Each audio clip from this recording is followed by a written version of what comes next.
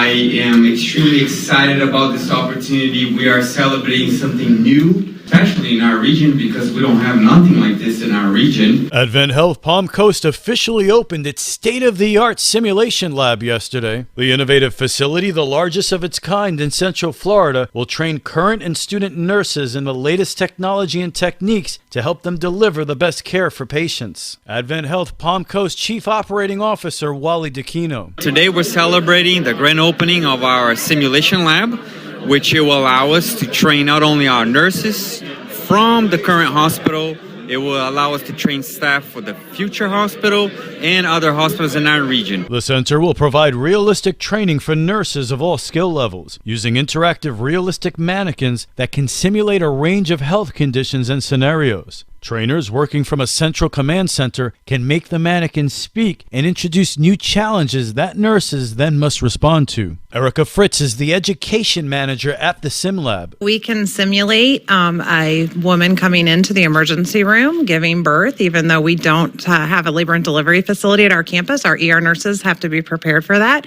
all the way to our patients that are having extreme heart conditions where we need to do resuscitative measures. So we do that. Training will even extend beyond clinical care, including teaching nurses how to interact with patients and deal with family members who may become difficult as they navigate their loved ones' health challenges. And that requires actors. We will give them those situations where sometimes a patient's spouse, like I would be if I were the spouse, is upset because my husband's in the hospital. So we'll have those actors play out those scenarios. It helps those nurses get those real life scenarios in a safe environment to really learn how things are in real life, but a safe place to be able to communicate and see how it feels. The center hopes to help develop the next generation of healthcare workers, serving as a training site for nursing students from the University of North Florida and Jacksonville University.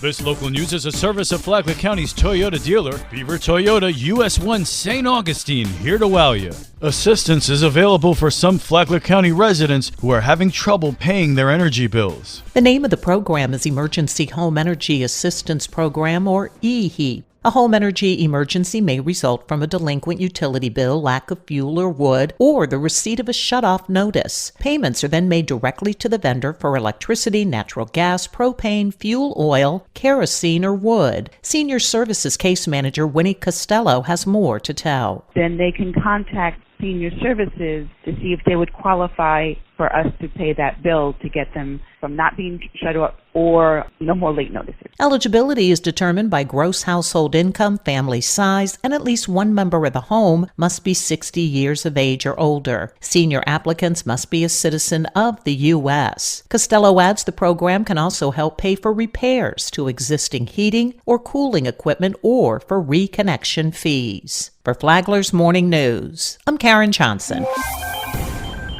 I believe in rehabilitating inmates and helping them become productive citizens. And that includes substance abuse treatment and mental health help. Now, Flagler County Sheriff's detention deputies are being trained in recovery. Sheriff Rick Staley. For inmates that want to turn their lives around, if we train our detention deputies on how to help them, then it's our hope that they will not come back to the Green Roof Inn and instead become a productive member of our community and for their family. Phase 1 of training is underway. Phase 2 is slated to start this fall as part of the Successful Mental Health and Addiction Recovery Treatment, or SMART, inmate program, which launched earlier this year and is funded by a $530,000 grant from the Bureau of Justice's Assistance Criminal Justice Mental Health Collaboration Program. From the WNZF Newsroom, I'm Amy Cherry.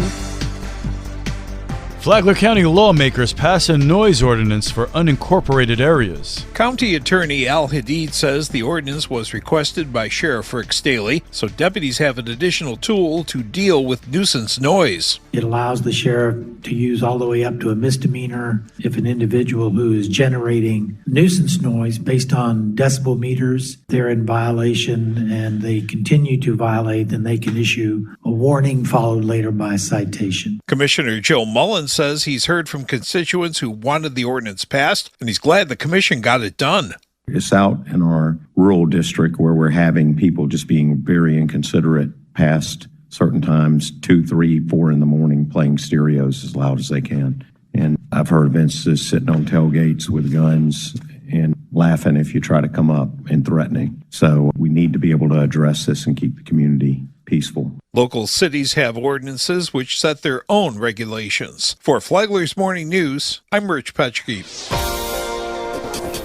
As Flagler County continues to see growth in terms of population, people need more places to live. Flagler County Commissioner Greg Hansen tells WNZF that people tell him they want choice and homes of a substantial size. Talked to some of the builders, and they believe that the people coming up only want a one-car garage, and they only want a little tiny house and a single story and 2 bedrooms and 1 bath, and that's all they need. I really think that the people that I talk to, they want a 3-bedroom, 2-bath, 2-car garage. They're happy with that. If you buy a lot, then you can build a house that you want. And I think most of the developers are doing that. If you go in with a big development and you pick a model that either has a 2-car garage or a 1-car garage, and the buyer has that choice. Hansen says as families grow and more people are working from home, they need an extra room for an office.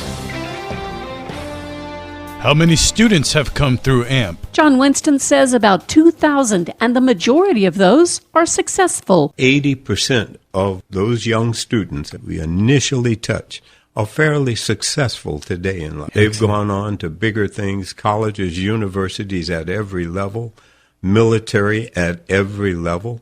We got a young man right now who's just called us. I mentored him for 5 years, and he's just been accepted in Space Force. He's doing his 4th year in the United States Marine Corps. Winston said that it's programs like AMP that have led to life-changing futures for both men and women. You can listen to Common Ground on WNZF on Sunday mornings at 10 or on the Flagler radio app anytime. Tomorrow, Women in AMP. From the WNZF Newsroom, I'm Deb Albertson. And now you're up to date on Flagler's Morning News. I'm Rich Carroll.